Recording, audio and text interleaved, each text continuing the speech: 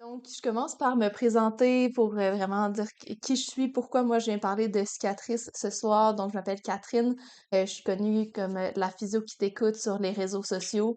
Je suis physiothérapeute en rééducation périnéale et pelvienne. J'ai un intérêt particulier là, envers la santé pelvienne, la santé sexuelle et aussi envers la science de la douleur. Donc, c'est vraiment ces deux passions-là qui m'ont donné envie de créer la physio qui t'écoute qui est vraiment une plateforme sur laquelle j'offre des outils, des services, des ressources pour les personnes qui vivent avec de la douleur abdominopelvienne complexe, souvent persistante même, pour les aider à se réapproprier leur corps, leur bien-être. Donc, c'est pour ça aussi que j'en suis venue à parler de cicatrices. Je viens dans un instant juste mentionner d'abord que je suis aussi cofondatrice du collectif féministe Les Péripatéticiennes et co-autrice du livre Ce qu'on aurait aimé comprendre plus tôt, un recueil pour se réapproprier nos expériences. La raison pour laquelle je le mentionne, c'est que si la santé sexuelle, la santé pelvienne, le féminisme, c'est des sujets qui t'intéressent, c'est vraiment une lecture que je recommande. C'est sûr, je suis biaisée, mais c'est vraiment un très bon livre. Donc, pourquoi est-ce que je parle de cicatrices ces temps-ci? Pourquoi est-ce que j'ai décidé de créer une formation autonome sur le massage de cicatrices? C'est que j'ai réalisé que parmi les personnes qui vivent avec la douleur abdominopelvienne complexe, il y a beaucoup de ces personnes-là qui ont aussi une ou plusieurs cicatrices de chirurgie. Puis, ces cicatrices-là, souvent, contribuent à leur expérience de douleur. Ce que j'ai remarqué aussi, c'est que quand on allait masser la cicatrice, souvent, même leurs autres symptômes allaient s'améliorer, même si la cicatrice comme telle n'était pas forcément douloureuse. Donc, avec tout ça, j'en suis venue à la conclusion que le massage de cicatrice, ben, c'est une bonne stratégie pour améliorer la qualité de vie. Donc, c'est pour ça que j'ai voulu rendre ça encore plus accessible, surtout que je considère que le massage de cicatrice, c'est vraiment quelque chose qui est facile à apprendre, qui est accessible. Puis c'est vraiment important pour moi de rendre les gens le plus autonomes possible. Je considère que c'est important de pouvoir avoir un certain niveau d'autonomie, d'être capable de prendre soin de soi. Je trouve que ça, le massage de cicatrice, c'est une bonne façon, c'est une bonne première porte pour commencer à prendre soin de son corps. Fait que, concrètement, de quoi est-ce qu'on va parler ce soir par rapport au massage de cicatrice? Ben, on va aller tout d'abord aller aborder les contextes où c'est pas sécuritaire de masser une cicatrice. Il y en a pas beaucoup, mais on va aller les mentionner. Ensuite, je vais aller te parler là, de ma technique simplifiée en 3 étapes là, pour déterminer c'est quoi la bonne intensité de massage que tu peux faire. Je vais aller aussi quand même faire une petite parenthèse sur l'échelle de la douleur. Comment est-ce qu'on interprète ça, là, la fameuse échelle de 0 à 10? Qu'est-ce que ça veut dire, ces chiffres-là? Parce que c'est un outil qui est souvent difficile à comprendre vraiment concrètement qu'est-ce que ça implique. Puis, ça va donner là, des outils un peu plus pour, ça s'applique au massage de cicatrice, mais même à beaucoup d'autres contextes dans notre quotidien, quand on a de la douleur, puis qu'on veut faire des activités, qu'est-ce qu'on peut tolérer comme douleur? Donc, c'est ça qu'on va aller parler tout à l'heure. Puis finalement, je vais en profiter aussi pour parler de ma nouvelle formation qui va être en vente dès la semaine prochaine. Dans le fond, qu'est-ce qui est inclus dans cette formation-là pour assurer ta sécurité dans tes automassages à la maison. Donc, avant de se plonger vraiment dans le vif du sujet, je veux juste commencer par préciser qu'est-ce que c'est une cicatrice concrètement. Ben, une cicatrice, qu'est-ce qui se passe quand on a une blessure, quand on a eu une chirurgie, quand les tissus ont été coupés ou ont été endommagés, notre corps, il veut cicatriser. Qu'est-ce qu'il fait? Il envoie ce que j'appelle de la colle. Donc, en vulgarisation, là, vraiment, c'est de la colle. Il veut que tout se referme. Il veut protéger le corps des infections. Donc, il veut refermer les tissus, il veut recoller ça le plus vite possible. Donc, lui, il envoie plein de colle sans se préoccuper de savoir est-ce que les tissus sont bien alignés les uns sur les autres, puis de vraiment coller peau avec peau, muscle avec muscle, fascia avec fascia, ainsi de suite. Il pitch de la colle, puis il veut que tout se recolle ensemble. Ce qui est merveilleux avec le tissu cicatriciel, c'est que de un, ça se forme très vite, de deux, ça devient très résistant. Le côté un peu plus négatif, par contre, c'est que c'est pas flexible pantoute du tissu cicatriciel. C'est très raide. Ça amène des tensions locales au niveau de la cicatrice, mais aussi plus larges dans le reste de notre corps. Puis, l'autre chose, comme je disais, ben, le corps, il va pas spécifier là, par étage, par type de tissu. Tout se colle un peu ensemble. De là, mon image de bricolage juste ici. Si tu me suis sur les réseaux sociaux, si tu étais là au live de la semaine dernière, tu l'as déjà entendu, ma métaphore du bricolage. C'est ce qui se passe quand on a une cicatrice qui se crée. la colle, elle déborde sur les différents étages, comme quand tu essayais de coller tes deux morceaux de papier construction à la maternelle, puis que là, finalement, la colle blanche, elle débordait quand tu venais les coller ensemble. Puis tu te retrouvais avec des petits morceaux de papier, d'autres petites affaires qui se collaient dans ton bricolage. C'est la même chose. Ça, c'est ce qu'on appelle des adhérences. Dans une cicatrice, les différentes couches de tissu qui se collent ensemble, c'est ce qu'on appelle les adhérences, qui fait que ça glisse moins bien, ça diminue la mobilité, nos tissus, ils bougent pas bien, c'est raide un petit peu. C'est à ça concrètement que ça sert, le massage de cicatrice, redonner de la mobilité au tissu. Puis, une fois que le processus de cicatrisation, là, que ça s'est refermé ta cicatrice, dans la très grande majorité des cas, c'est très sécuritaire d'aller masser une cicatrice. C'est ça qu'on s'en va aborder à l'instant.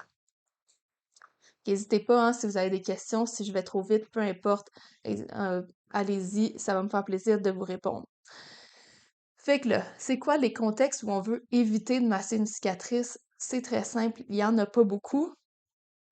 De façon générale, environ les 8 premières semaines suite à la chirurgie, on la laisse tranquille, la cicatrice. La priorité, c'est qu'on veut que ça se referme, puis on veut protéger des infections. 8 semaines, c'est pas un chiffre magique que tout d'un coup, à 8 semaines, paf, tu peux commencer. Des fois, ça arrive qu'on peut commencer avant ça. Des fois, ça prend plus de temps. De façon générale, 8 semaines, c'est assez le standard que la très grande majorité des gens, à 8 semaines, on est prêt à commencer le massage de cicatrice en douceur. Mais c'est là qu'on va aller regarder les deux autres points que j'ai ciblés. C'est sûr qu'en cas d'infection, on veut pas aller masser une cicatrice. On veut gérer l'infection avant, ça c'est certain. Fait que c'est quoi des signes d'infection? Ça peut être si tu fais de la fièvre, ta cicatrice, elle a des suintements, elle est vraiment comme gonflée, boursouflée, c'est vraiment rouge tout le temps autour, elle crée de la chaleur, elle a de la douleur qui est anormale, ce genre de choses. On se pose des questions, on va consulter rapidement parce qu'il y a une infection, on veut prendre ça en charge rapidement, puis on attend que l'infection soit complètement réglé avant de commencer le massage de cicatrice. L'autre cas de figure, c'est en cas de retard de cicatrisation. Donc, c'est sûr que si la cicatrice n'est pas complètement refermée, bien, on attend avant de commencer le massage de cicatrice, même si ça fait plus que 8 semaines. Par contre, si ça fait plus que 8 semaines et que ta cicatrice est toujours pas refermée, je t'encourage à aller consulter pour s'assurer que tout va bien. Puis là, dans le fond, retard de cicatrisation, à quoi ça ressemble? Mais tu peux avoir des petites portions de ta cicatrice qui sont pas complètement refermées. En général, on le voit bien, c'est encore un peu ouvert. Des fois, ça suinte un peu, des fois, ça saigne un peu. Donc, ça peut ressembler un petit peu à ce genre de choses. Puis, il y a différentes situations qui peuvent amener un retard de cicatrisation. C'est ça que je voulais vous parler à l'instant. C'est ce que j'ai nommé avec ma lumière jaune. En fait, c'est les contextes de précaution où on veut prendre des précautions face au massage de cicatrice. C'est pas forcément contre-indiqué. Souvent, on peut y aller quand même, mais on veut juste y aller plus en douceur, peut-être prendre plus notre temps dans la progression d'intensité pour s'assurer qu'on va pas trop brusquer les tissus pour que ça reste sécuritaire.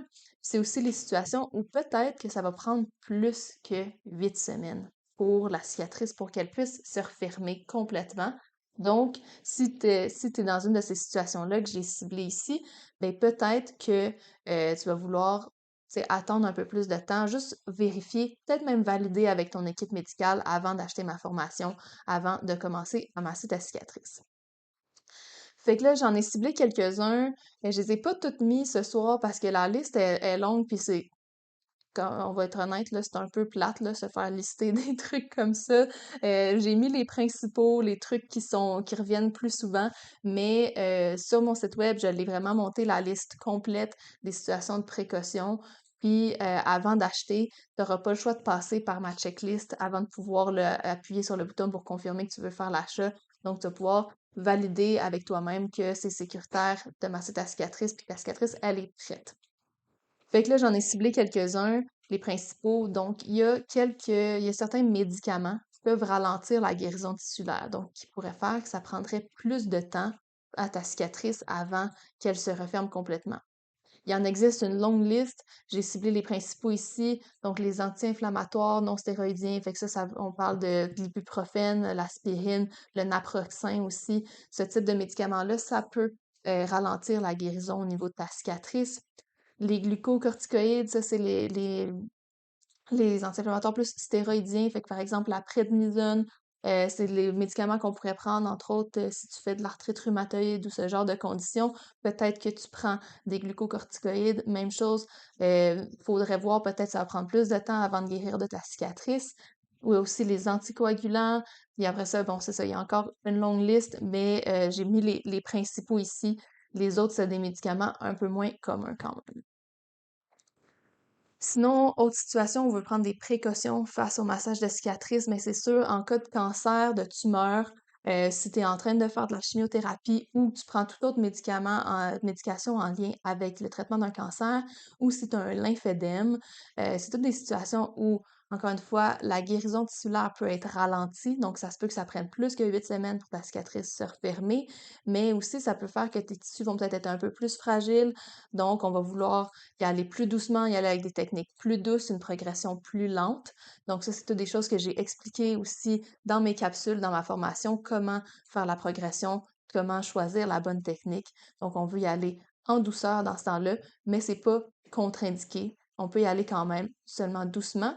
C'est sûr que chaque situation est différente, hein. Donc, si toi, tu as un cancer, tu as un lymphédème, tu es en train de faire de la chimiothérapie, je t'encourage vraiment à aller valider auprès de ton équipe médicale avant de commencer le massage de cicatrice, avant d'acheter ma formation, parce que c'est ces personnes-là qui sont le plus au courant de ton dossier et qui vont pouvoir te donner une réponse plus euh, sûre, en fait, à savoir si c'est sécuritaire pour toi dans ta situation. Mais de façon générale, c'est pas contre-indiqué.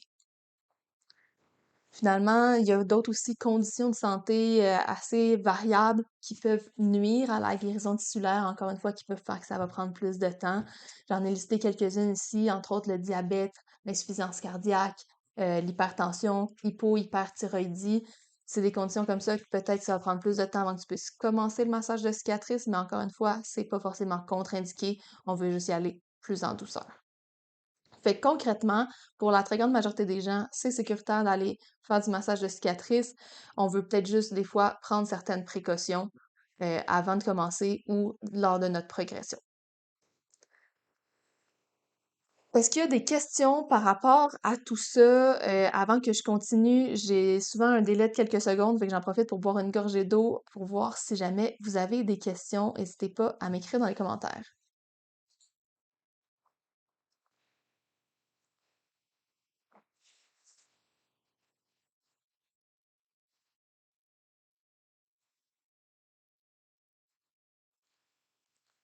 Super. En tout cas, si jamais il y a des questions qui arrivent, n'hésitez pas à me les envoyer.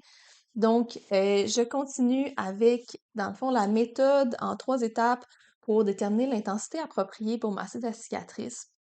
Moi, il y a une chose que je déteste là, quand je me fais donner des conseils par rapport à ma santé, c'est quand les conseils sont flous, sont pas clairs, puis qu'après ça, quand j'arrive pour appliquer ces conseils-là, j'ai plein de questions, puis que je sais pas à qui poser ces questions-là.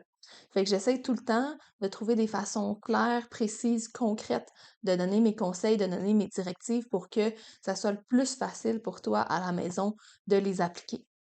Fait que j'ai tout réfléchi à comment bien expliquer comment déterminer ton intensité de massage, puis j'en suis venue avec une méthode comme en 3 étapes assez simple, puis que je vais encore plus en détail dans cette méthode-là dans ma formation, mais je te présente un peu un aperçu ce soir. Fait que le cœur de cette méthode-là, c'est en fait qu'on va vouloir évaluer ta douleur à 3 moments clés par rapport au massage de cicatrice. Le premier moment, bien évidemment, c'est pendant le massage. Fait que pendant ton massage, tu vas vouloir porter attention à ta douleur, aussi à tes autres symptômes, mais principalement la douleur, puis on veut avoir un maximum de 3 sur 10 d'intensité de douleur. Là, ça, je le sais, pour l'instant, c'est pas concret, mais on y arrive dans quelques minutes, je vais aller t'expliquer l'échelle de douleur, ça va faire plus de sens. Fait que pendant le massage, si on monte plus que ça, ben on arrête, on prend une pause, on diminue l'intensité, ça c'est sûr, parce qu'on veut pas dépasser un maximum de 3 sur 10. Deuxième moment clé, c'est après ton massage. Donc juste après, puis dans les heures qui suivent, on veut en fait que suite au massage de cicatrice, dans les 20 minutes qui suivent, tu retombes à une douleur de 0 à maximum 1 sur 10.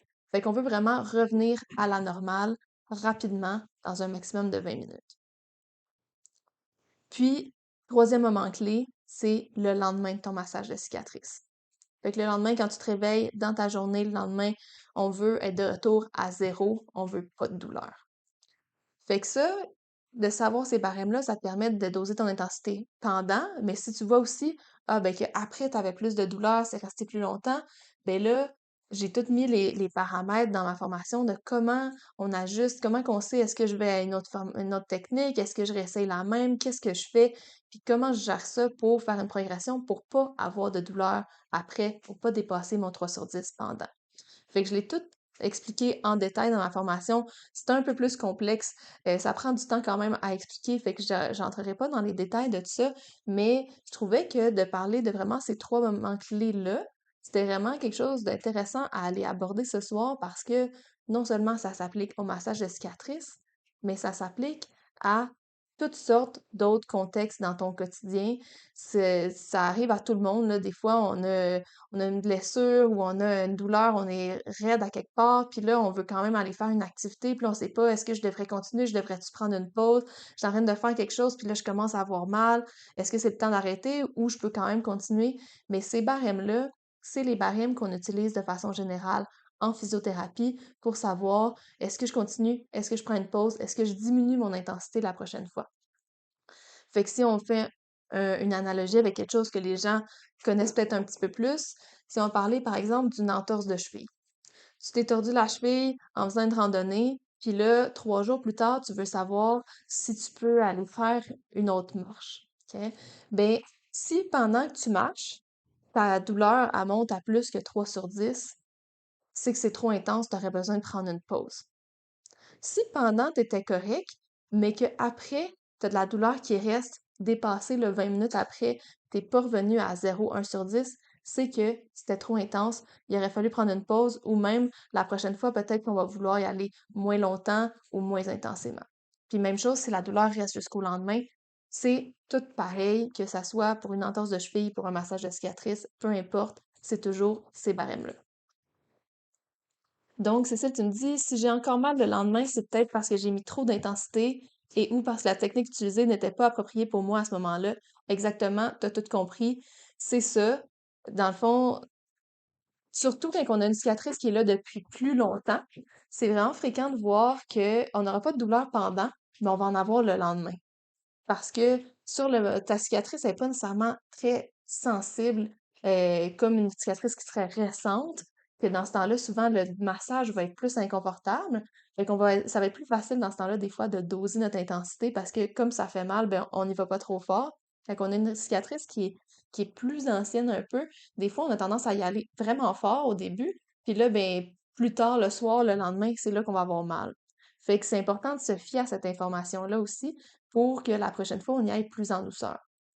Si on y va trop fort, puis qu'on augmente notre douleur, puis qu'à chaque fois, ben, ça va faire que ça peut créer de l'hypersensibilité au niveau de notre système nerveux. Ça peut faire que, dans le fond, notre corps va venir en hypervigilance à un certain point où il va plus facilement nous envoyer des signaux de douleur parce qu'il va se rappeler, ah ben, la dernière fois que tu as fait ça m'a fait mal pendant 2 jours. Fait qu'il voudra pas que tu le refasses.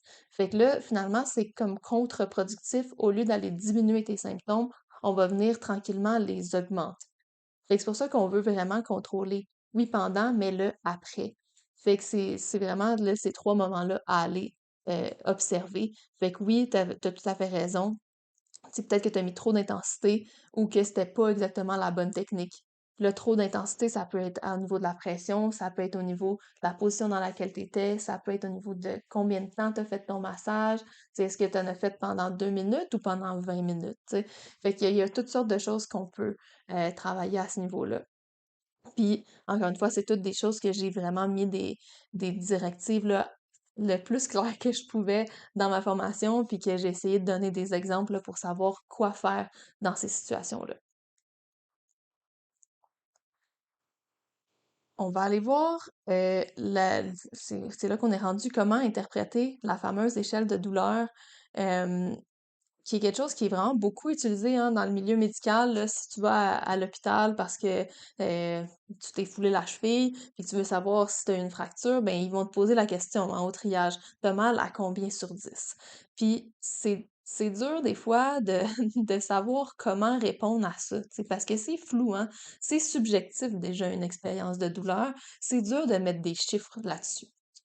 Fait que là, j'ai trouvé une façon un peu de le clarifier en mettant des mots un peu sur les différents, là, les différents degrés, sur les différents chiffres.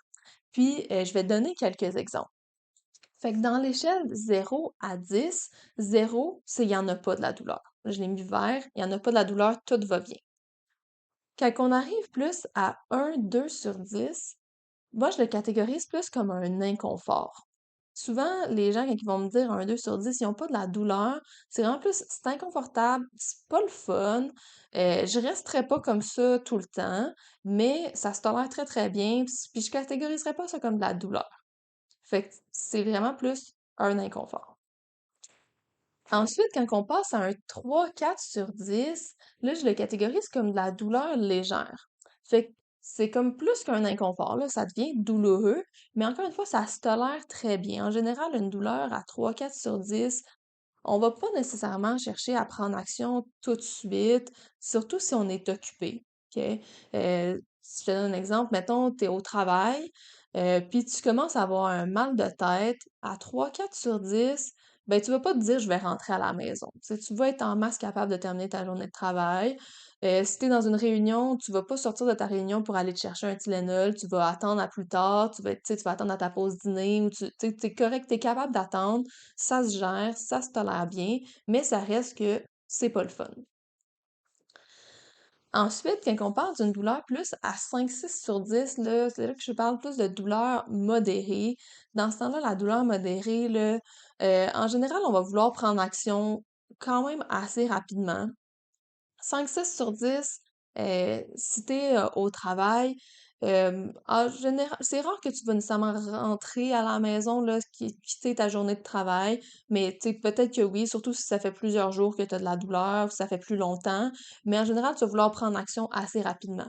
Fait que tu sais, peut-être que pendant ta réunion, ben, tu vas te lever pour aller te chercher un verre d'eau puis un Tylenol parce que là, ça commence à être franchement désagréable. Tu vas pas attendre à ta pause dîner.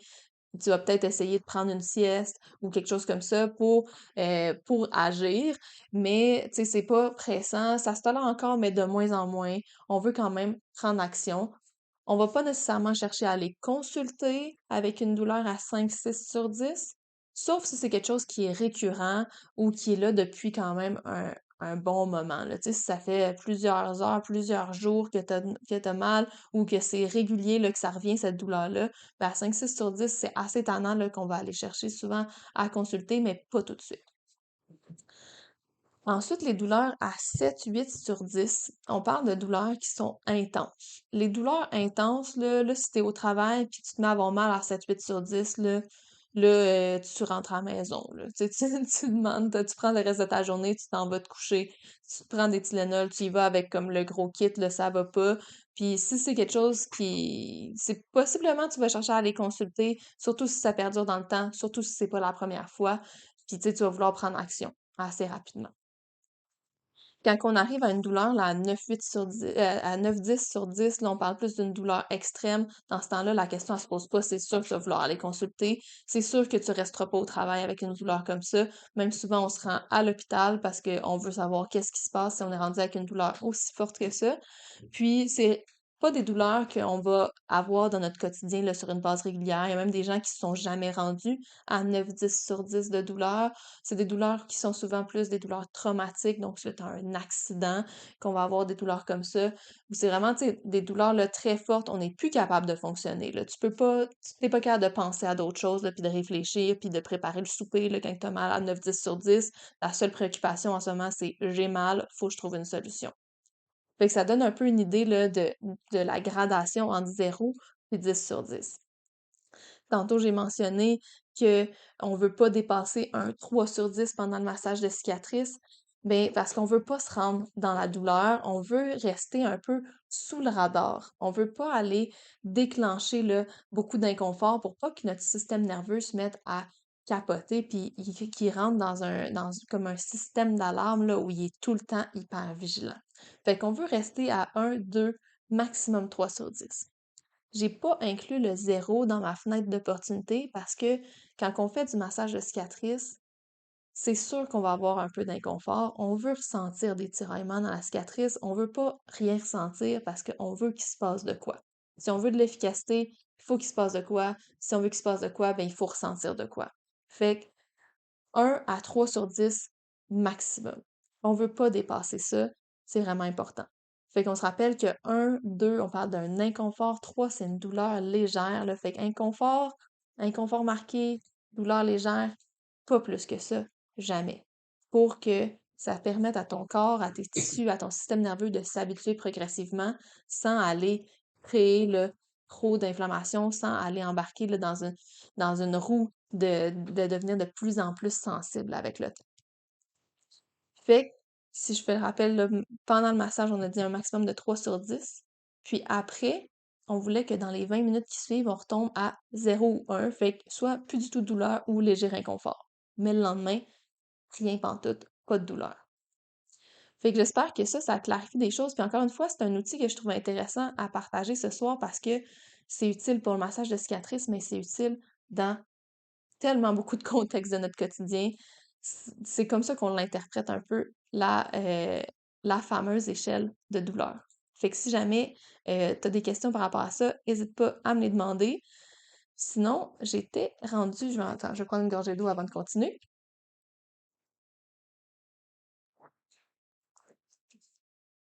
Sinon, en fait, j'étais rendue à parler un peu de ma nouvelle formation. Puis, merci Jonathan. Euh, puis, en fait, j'étais rendue à parler de ma nouvelle formation et à parler un peu de qu'est-ce qui est inclus là, pour assurer la sécurité là-dedans.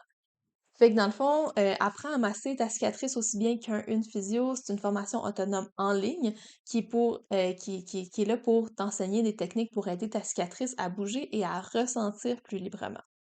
Fait que ce soir, je te parle un peu vraiment, je me concentre surtout sur les aspects sécurité qui sont inclus dans cette formation-là, une formation qui est très complète.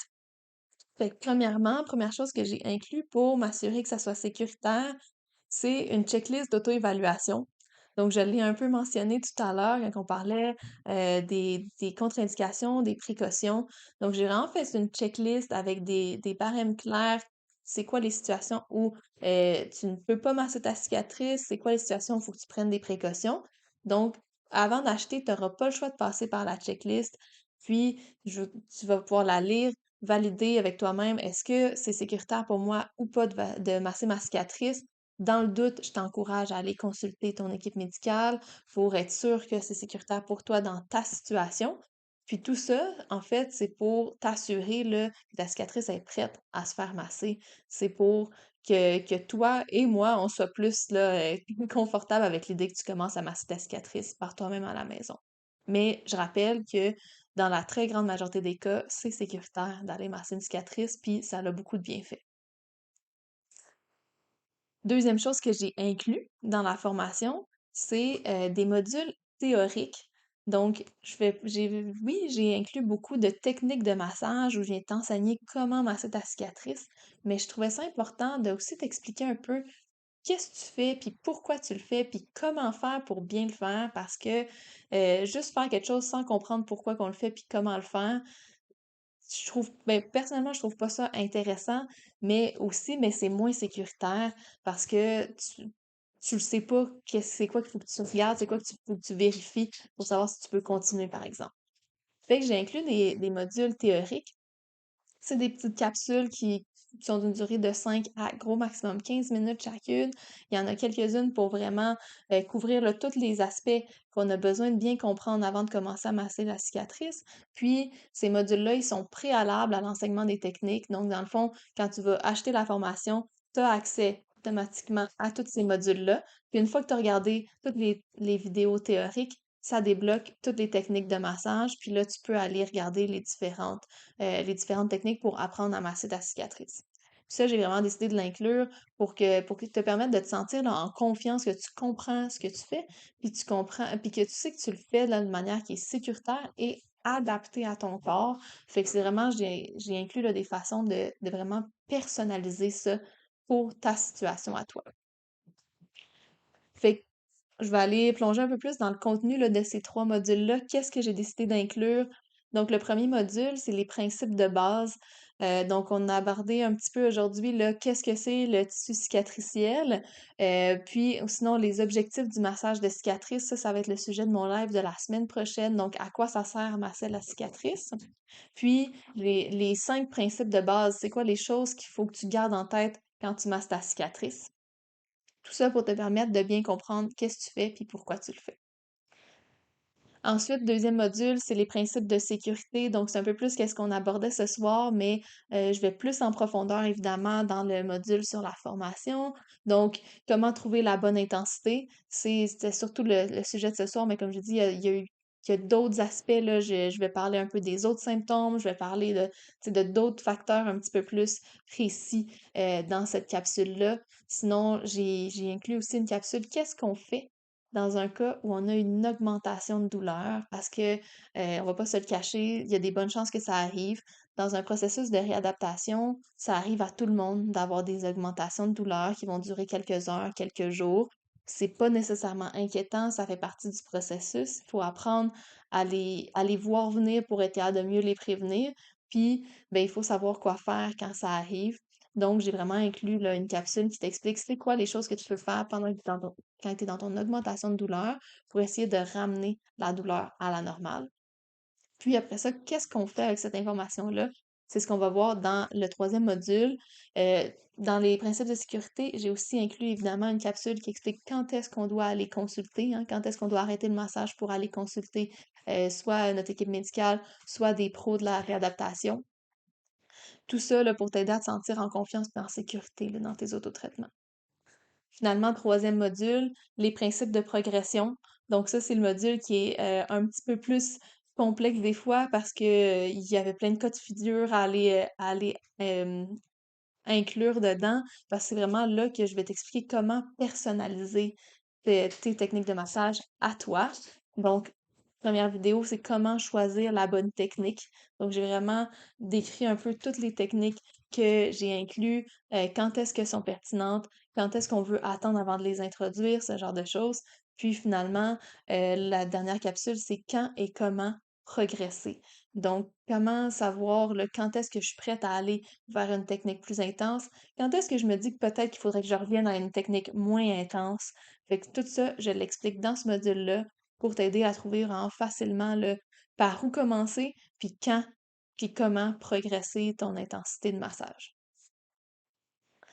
Fait que ça, c'était le contenu de la formation. Encore une fois, si tu as des questions, n'hésite pas à me les demander. J'ai décidé de préciser aussi, là, c'est à qui que ça s'adresse pas, en fait, cette formation-là. Parce que souvent, on parle de à qui ça s'adresse, hein, une formation, mais il y a des personnes à qui ça s'adresse pas clairement. Si c'est ton cas, ben, je veux pas que tu l'achètes, ma formation, puis que tu sois déçu. OK? Fait que c'est pas pour toi, cette formation-là, si tu es à la recherche d'une solution miracle qui va faire disparaître tes symptômes sans aucun effort de ta part. OK? Ma formation est là pour t'enseigner des techniques de massage que tu vas pouvoir faire par toi-même à la maison, que tu vas pouvoir faire sur une base régulière. Si tu n'as pas envie de t'impliquer, ben c'est pas pour toi, parce que tu vas juste perdre ton temps. C'est pas pour toi non plus si tu n'as pas envie de développer plus d'autonomie dans la prise en charge de ta cicatrice. Ça se peut que ça t'intéresse pas de développer de l'autonomie. Ben, si ça t'intéresse pas, c'est pas la formation qui est pour toi. C'est pas pour toi non plus si tu préfères laisser des pros de la santé te donner des traitements sans avoir à t'en préoccuper toi-même. Ça se peut que ça soit ton cas, c'est bien correct. Dans ce cas-là, cette formation-là elle s'adresse pas à toi dans le fond, là. C'est mieux de trouver quelqu'un dans ta région qui peut te faire des massages de cicatrices. Finalement, c'est pas pour toi si tu ressens le besoin d'être accompagné de manière individuelle pour te sentir sécurisé.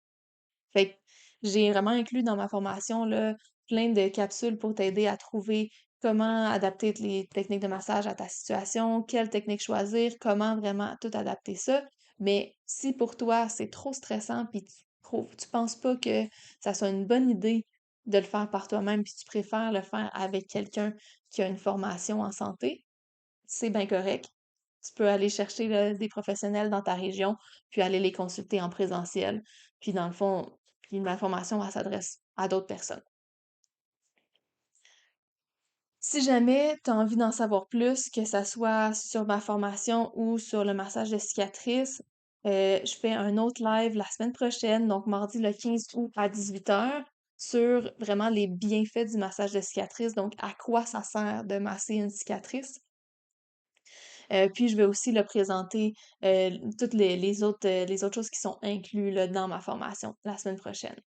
Sinon, si tu veux, si t'as pas envie d'attendre la semaine prochaine ou si t'es pas disponible mardi prochain, déjà le live de ce soir et le live de la semaine prochaine vont être aussi disponibles sur ma chaîne YouTube. Ben là, à partir de demain pour celui-là et à partir du lendemain là, pour le live de la semaine prochaine. Mais j'ai aussi sur mon site web, là, laphysioquit'écoute.com, toutes les informations sur ma formation sont là. Donc, tous les détails de qu'est-ce qui est inclus, combien ça coûte, comment ça fonctionne, tout est là. Donc, si tu veux avoir toutes les informations, tu peux aller regarder ça. Si tu sais déjà que tu vas vouloir l'acheter, tu peux t'inscrire sur ma liste d'attente comme ça. Dès que le panier d'achat est ouvert, je t'envoie un courriel puis tu peux l'acheter dès que ça ouvre. Puis voilà. Sinon, n'hésite pas à aller me suivre sur les réseaux sociaux. Donc, je suis sur Instagram, je suis sur Facebook. C'est la physio qui t'écoute. Puis encore une fois, ben, tous mes services sont sur mon site web. Donc, ça conclurait là, le live de ce soir. J'ai l'impression de vous avoir bombardé d'informations. Je vais prendre une petite gorgée d'eau si jamais tu as des questions, des interrogations, des commentaires. Peu importe, là, je vais attendre encore une minute ou deux avant de me déconnecter.